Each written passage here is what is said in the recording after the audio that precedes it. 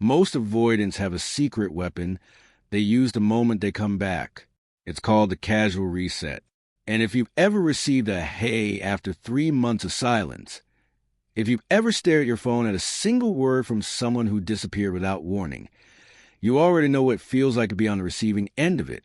You just didn't have a name for it yet. By the end of this video, you will.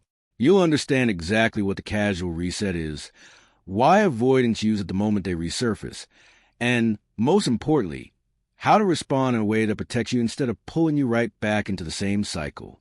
Because here's the thing. Most people, when that message comes in, do one of two things. They either shut it down completely, or they open the door wide. And both of those responses miss the point entirely. So if you've been sitting with that confusion, the strange mix of relief and fury that comes when someone you care about casually reappears like nothing happened, stay with me. This one is going to make a lot of things click. But before we get there, let's clear up the biggest misconception people have, because it shapes everything that comes after. Most people assume that when an avoidant goes silent, it means they've moved on. When an avoidant disappears, the almost universal assumption is that they're fine, that they put you somewhere, closed the door, and kept walking, that the silence is proof of indifference. But that's not what's happening. For an avoidant, silence is an abandonment. It's regulation. Psychologists call this deactivation. A nervous system responds to emotional overwhelm, not because you did something wrong, but because closeness, for someone with avoidant attachment, triggers the same internal alarm that danger triggers in the rest of us. Their system reads intimacy as threat, and the automatic response to threat is distance. But here's what that myth gets completely wrong. Deactivation suppresses the attachment. It doesn't erase it. The memories are still there. The warmth is still there. And over weeks, sometimes months, as the distance accumulates, something slowly shifts. The fog clears, and a thought surfaces they've been keeping at arm's length. I wonder how they're doing. That's the crack in the silence. Not a sign they've healed. Just a sign that enough distance has made closeness feel possible again. And that's when the casual reset begins. So what does a casual reset actually look like? This is what most videos gloss over. Let's get specific, because you need to recognize this in real time. Here are the exact messages avoidants send when they reactivate after silence. Hey! That's it. One word. After months of nothing. No context, no explanation. Just, hey. And the reason it lands so hard is everything it's not saying. Not I'm sorry. Not I missed you. Just a single word that reopens communication while requiring absolutely nothing from them emotionally. Saw this and thought of you. Followed by a meme or song. Low stakes. Plausibly deniable. It says I'm thinking about you without the vulnerability of actually saying it. If you respond warmly, they move forward. If you don't, they tell themselves it was just a casual share. How have you been? Sent as if you last spoke 2 weeks ago. As if months of silence aren't sitting right behind that question. Sorry I've been MIA lately. Lately, as in 3 months of silence was just a scheduling inconvenience. Or sometimes, no words at all. Just on a photo, a story view, a way of saying I'm here, without risking an actual conversation. All of it is the same thing in different packaging. A low-risk reentry. A way to test whether the door is still open without admitting they were the one who closed it. The casual reset is a defense mechanism designed to skip the one thing that actually needs to happen, a real conversation about the silence. And for an avoidant, that conversation is exactly what their entire system is built to avoid. Now here's something else that needs to be said, because this belief keeps so many people stuck. When they reach out, it's tempting to think it means they've changed. And that's painful to let go of, because part of you wants it to be true. Reaching out after deactivation is not growth. It's a natural rhythm of the avoidance cycle.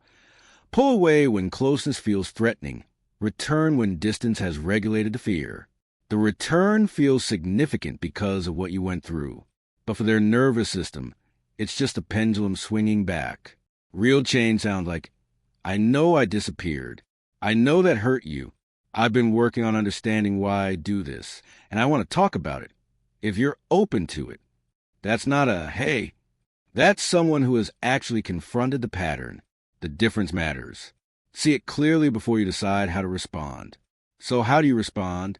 If you've been watching this channel, you know we talk about no contact. And what makes it powerful isn't just a distance. It's what you build during that distance. The clarity, the self-respect, the version of yourself that stops organizing your emotional life around someone else's availability. That's exactly who needs to show up right now. The casual reset is a test, not one they're consciously running, but a test nonetheless. They're measuring whether the old dynamic is still intact, whether you'll fold back into being available and warm before they've offered you anything real.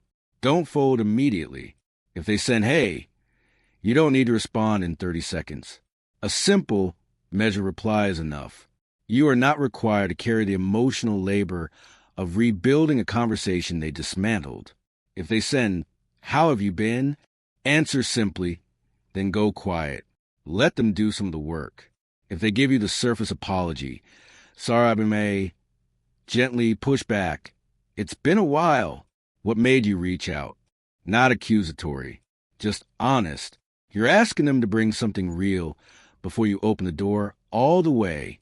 Self-respect isn't about punishing them. It's about requiring honesty from them and from yourself. You are allowed to need more than a hey to trust someone again. And I know what some of you are thinking right now. If I don't respond warmly, I'll push them away again. That fear makes sense. But here's what it's actually costing you. When you respond to a casual reset with immediate warmth and zero acknowledgement of what happened, you communicate one thing clearly. The silence had no consequences. And for an avoidant not yet doing the work, that doesn't motivate growth. It confirms the pattern is safe to repeat. Someone who genuinely values you'll be willing to offer accountability, even if it's hard for them. If they disappear because you asked for basic honesty, they weren't ready, and you've lost nothing you actually had. Let's bring this home. When an avoidant resurfaces after long silence, the silence wasn't indifference. It was deactivation, their nervous system regulating the threat of closeness. And when they return, they almost always lead with a casual reset, a one-word text, a low-stakes share, a breezy, how have you been? That papers over months of distance. It's not cruelty. It's avoidance in its most practiced form. And you, the person who stayed present through the silence, who processed a loss, who kept growing, you are not required to make their return easy. Real connection doesn't ask you to pretend the silence never happened. You've grown too much for that. Now I want to hear from you. Have you received the casual reset?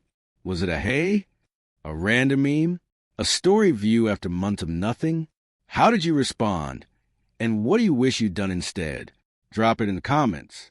This community shows up for each other in a way that is genuinely rare, and your story might be exactly what someone else needs to read today. If this video helped you see something more clearly, subscribe, because next week we're going deeper. We're talking about what avoidants actually want when they come back, and how to tell the difference between someone genuinely ready to show up and someone who just missed the feeling of knowing you were there. That distinction matters, and I'll break it all the way down. I'll see you there.